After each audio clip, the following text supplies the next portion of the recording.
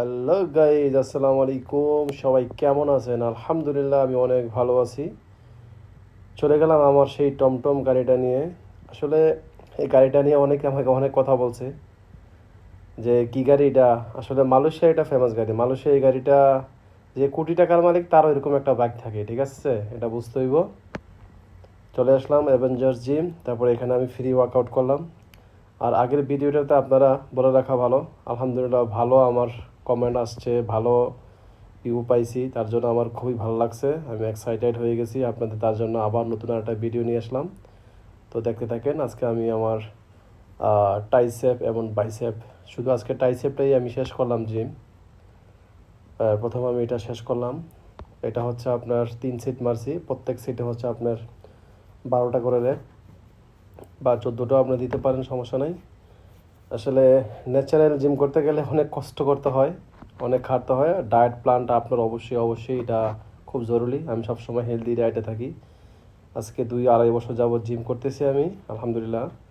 আর আমার সবসময় হেলদি ডায়েটে আমি থাকি, কারণ আমি একজন শেফ, এটা অনেকজনই জানেন। তার জন্য আমি শেফ দেখে আসলে আমার জন্য এটা সবচেয়ে বেশি ইজি হয়েছে। ডায়েট মেনটেন করাটা, কীভাবে কী করতে হয়, কীভাবে কোনটা খাইতে হয়, আলহামদুলিল্লাহ আমি খুব ভালো জানি। তো যারা নতুন অবগত আছেন, জিম করতেছেন বা জিম করবেন, তাদেরকে আমি রিকোয়েস্ট করব যে অবশ্যই আমাকে ফলো দিয়ে রাখেন আর আমাকে জানাবেন, ঠিক আছে? ন্যাচারাল যারা জিম করতে চান, কীভাবে করলে ভালো হয়, কোন জিনিসটা খেলে ভালো হয়, আলহামদুলিল্লাহ আমি খুব ভালো জানি। দেখতে দেখেন। তারপরে আমার টাইসেপের মোটামুটিভাবে দ্বিতীয় নাম্বার সেটে আমি এসে গেলাম।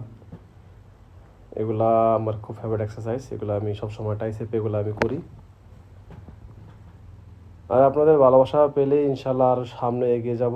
আর অবশ্যই দেখতে পাচ্ছেন যে আমি রেসিপিগুলো নিয়ে আসি, অনেক ইউনিক রেসিপি। অনেকে ভাবে যে আসলে এগুলো কী বানায়, আসলে ইন্ডিয়ান যারা, তারা আসলে এইগুলা তাদের ফেভারিট, তাদের রেসিপি এগুলো নিত্যদিন রেসিপি, ঠিক আছে? আর হচ্ছে অনেক হেলদি রেসিপি। দেখেন না আপনি, একজন মুরব্বী 70 বছর 80 বছর হিন্দুর বয়স হয়ে থাকা, এরপরে দেখেন স্ট্রং থাকে। তারা কারণ কি? তারা ঘি সবসময় ইউজ করে।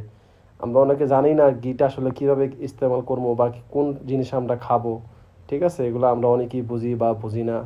কেউ মাইন্ড করবেন না আমার কথা। তারপরে হচ্ছে তাদের যে ব্রেকফাস্ট কীভাবে করে, লাঞ্চ কী কী খায়, ঠিক আছে? ভাত কেন খায় না, ভাত কম খায় কেন। তো এগুলো ইনশাল্লাহ আমি সব কিছু এক এক করে ভিডিও নিয়ে আসবো, সব রেসিপি দেবো ইনশাল্লাহ আপনাদের মাঝে, ঠিক আছে? আর দ্বিতীয় কথা হচ্ছে, আগে একবেলা ভাত যখন না খাইতাম তখন ভাই খালি কইতো যে বলে ভাত খাস না কেরে, ভাত খাস না কেরে, ভাত না খেলে শরীর ঠিক থাকবো। আলহামদুলিল্লাহ এখন আমি বুঝি আসলে ভাতটা আসলে আমাদের জন্য কিছু না, এটা খাইতে হয়। আমি দৈনিক এক টাইম খাই দুপুরবেলা। আসলে ভাতটা হচ্ছে শুধু এটা ফ্যাট, এটা ক্যালোরি বার্ন করে, ঠিক আছে? এটাও খাইতে যে হইব না তা না, এটা অবশ্যই খাইতে হবে আপনার। এটা খেলে আপনার শরীরে গ্রোথ হয়, অবশ্যই এটা দরকার। তার পাশাপাশি আপনার ভালো ভালো চিকেন খাইতে হইব, ব্রেস্ট পিস খাইতে হবে, তারপরে হচ্ছে আপনার বিফ খাইতে হইব।